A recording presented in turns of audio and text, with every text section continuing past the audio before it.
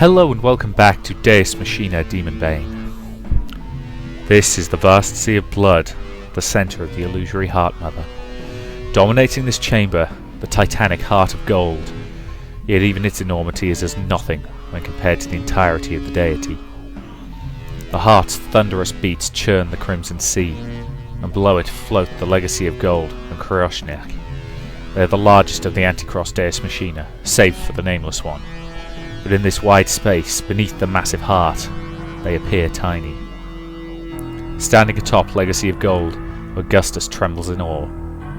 What was that power? What the hell was that power? At his roar, a shockwave burst from Legacy of Gold, blasting the crimson water to the air.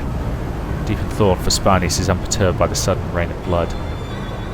Can an imitation Deus Machina have such power? That power, it far surpasses the abilities of any Deus Machina. It's almost like... He shakes his head to expel the sudden image of that terrifying young man. Calm down. Have no fear. He is dead. We dealt the final blow ourselves. There's no reason to fear him now. Damn! Stop howling, Augustus. Calm down, I say. Ah! Augustus curses and bites his nails. Far too many unexpected things have happened. Although they have succeeded in dealing a heavy blow to the Haddo underground base, 2 of the 3 Anticross sent were killed, and 1 was severely wounded. But despite their losses, they failed to dispose of Haddo Ruri, and what's more, Al-Hazif has resurrected. Not only is Demonbane still active, its power has increased. Why? Where did the plan go wrong? What is the cause of these irregularities? Urgh! Calm down. Everything is fine. Even if the plan has been compromised, we are not in serious trouble. We still have the ultimate trump, the power of the demon god. No matter how hard they struggle, they will never be able to close this overwhelming gap in power. However, it is still intensely irritating. What do you intend to do? This will finish them. Pluthnagi, Muthlana, Cathulu, Rele, Winaka, Fatang. Ah! At first I can hardly recognize the roar for what it is, for it is a sound far beyond anything that can be perceived by mere ears. It is a mighty roar of destruction, crushing my soul with a force surpassing anything physical or mental. And I look to the sky and see countless tentacles, immeasurably huge, writhing horribly like the heads of a dragon. The gargantuan god begins to pulsate, and in the centre of its vast darkness opens a single eye. Like a warped moon, the eye looks down upon the city. The instant I look into it, my soul is shattered, and for a moment I am dead, but my sorcerer's willpower works desperately to reconstruct me from the pieces. Operating far beyond its limits, my brain feels like it's boiling away, and blood pours from my ears and nose. Kuru, hang on! Damn! This pressure! The god is awakening already? What's going on? So, this is the demon god. This is the great old one. It's so... Mistress Ruri! Sonia! Makoto! You're alright! Yes, but we must get you to shelter quickly. This place is dangerous. But Demonbane is... At last! The Sea Project has finally reached completion. And it was I, not the Grand Master, who accomplished it. Great Cathulu, the mighty Cathulu, the great old one Cathulu is in my hands! Now I stand equal to the gods! He roars with laughter, unable to hold back the flood of joy. Does Augustus realize that his laughter only serves to expose the madness hidden beneath his mask of reason? I can control it! I am greater than the laws of the gods! God's power swells, and its divine aura sets the air to trembling. A swarm of tentacles, all move under one will. Their dragon-like heads open over Arkham City, showering it with corrosive saliva. Now then, time has come for entertainment! Struggle if you will, Demonbane! Hadao! Deep in the dragon's throat, the energy of destruction begins to glow. Suddenly, the darkness vanishes under the glare of countless lights, and upon my ears smite innumerable roars. Cthulhu's endless swarms of tentacles are writhing, howling and burning with light. My body is instantly assaulted by a sense of danger, desperate and immediate, although my very existence is in peril. Cthulhu, it's gonna fire! This is bad, this is very bad, Kuru! I figured that out already! But what the hell can we do? How can we stop it? This unimaginably evil and terrible monster, possessing it such insane and absolute power. How the hell do we overcome this hopeless situation? But I can't be worrying now, there's no time for fear or despair. Such relaxed and carefree emotions are a luxury that we don't have. No matter what, even if it takes a miracle, we have to stop that thing. One of the tentacles bears its fangs at Demonbane, and from its open jaws come flames of pure annihilation. Damn! Demonbane takes off running, practically flying through the streets on the power of its leg shields, but it's not enough to get away. Become dust, Demonbane! Ah! Ah! Erasing the night with the brilliance of countless suns, shattering the peace of the world with its thunderous roars, the demon god breathes its flame onto Arkham City. Even Al's scream is drowned out as destruction comes for us, with blinding light and crushing force, covering the world in white darkness. Mr. Deerju! People believe that birth is a blessing. They believe life comes into the world filled with joy and love. They are wrong. They are only deluding themselves. Birth is a curse, and the world is filled with evil and corruption. The infant understands this, for it is utterly pure. In its mother's womb the infant is complete, surrounded by its mother's warmth, and soothed by its mother's heartbeat. It exists at the centre of its world. This is the cradle of infinite love. What more, then, could one wish for? The infant accepts the world with all its heart. That's why, when it's expelled from paradise and dropped into the outside world, that is why the infant cries and grieves. Its skin is slashed by the razor-sharp air, its nose is filled with foul smells, its ears are smote upon by the hideous din, its eyes are burned by the blinding light. The entire world seeks to do harm to the infant. It laughs at the weak, fragile lump of flesh.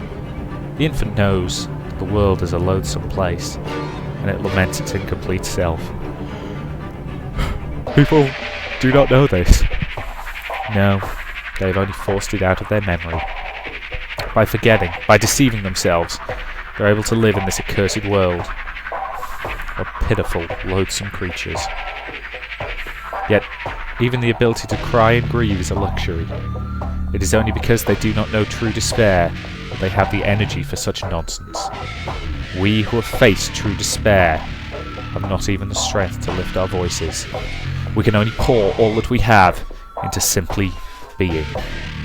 We must not let the slightest fragment of ourselves go to waste. We must not allow the world to consume us utterly.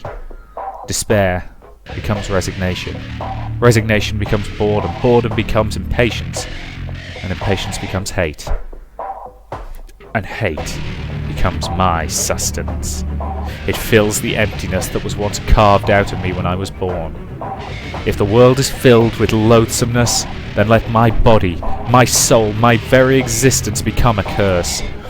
I will teach all those living in self-delusion just how defiled by despair the world is. For this universe is. The entire universe is but a slave to fate.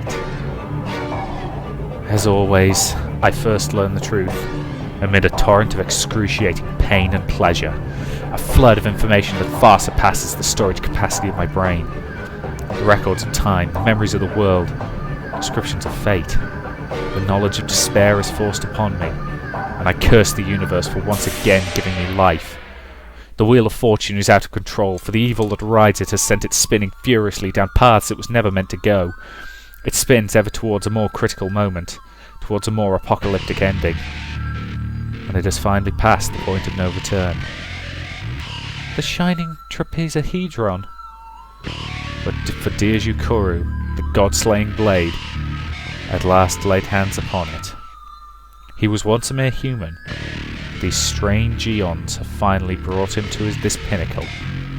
Everything is as the evil lurking behind the universe has decreed. The harder he struggles, the tighter the spiderweb traps him. All things are but slaves to fate. However... Okay, let's say it is all useless. Would you just be able to do nothing? Could you stand sitting by? I don't think I could. Even if you knew what I know, you would surely keep fighting, surely keep struggling. Now I know. Now that I've met you, I know that you don't know fate and despair is irrelevant. You're someone who will always do what needs to be done. You have fears and doubts, and you will always make the choice. That must be what they call strength. I've never had that strength. However, there is still time. The shining trapezahedron. A forbidden, cursed weapon. Even to them it is a double-edged sword. It has the ability to put a tiny flaw in fate's plan. It will shake everything on that floor. And all I need is unflinching determination. Deus Machina, I will borrow some of your strength. Right, sorry about having to put that edit in there. You didn't miss anything important, so don't worry about that. You know, it was just one screen of an image that I'm afraid I can't show you, basically. It was the trapped Nero, basically. Tremendous G's suddenly assault me from all directions. I realised that we'd just barely avoided the mighty storm of divine energy. If we'd been caught in it, there'd be nothing left of us. As my eyes begin to recover from the blinding light, I look out over the city as it's blasted away by the flames. Huh? Gah! The city is getting smaller before my eyes, and the terrible G's are still pummeling my body. Can it be that we're flying? I summon the wings of cold waste! Shantak! Enormous power builds up within Demonbane, all of it flowing to the machine's back. It's back? This is Shantak, Aeon's flight module. Now that we are complete, we can finally summon it. Shantak. Layers upon layers of overlapping steel scales emerge from Demonbane's back, spreading like a wide cloak, or the wings of a bird. So this is Shantak. Explosive energy flares from the black wings, granting Demonbane extraordinary speed. I look up at the sky, at the demon god Cathulu. It's so close that it seems to cover the entire sky. I get it. We have this flight unit, we can burst into Cathulu. Use this, Kuru! And I'll shout. The manual needed to control Shantak is fed directly into my brain. Okay, let's do this! Go! I feed more power into Shantak, accelerating to the point where the insane G's would kill a normal person. It also like my brain is turning to jelly, and as Demonbane streaks toward Cathulu like a beam of light. It's flying? How far will this Deus Machina evolve? Enough, you annoying fly! One of the horde of dragon-headed tentacles comes for Demonbane. It opens its jaws wide, revealing a mouthful of jagged teeth made for crushing steel. Shit! I managed to change Demonbane's vector just in time and avoid getting bitten. The dragon's head passes us, and I send Demonbane flying up along its thick body. Your maneuvers are too reckless! We clear a few kilometers in an instant. Cthulhu's mammoth eye fills my sight. Just a little more. Not so fast, master of the Necronomicon! This time it's not just one, but many dragon heads that attack us, roaring as they churn the air. Shit! Cthulhu! God beast form! Just then. Well, I think before we actually see what is going on here, I think that's a reasonable point to end this part. And thank you very much for watching, and I'll see you in the next.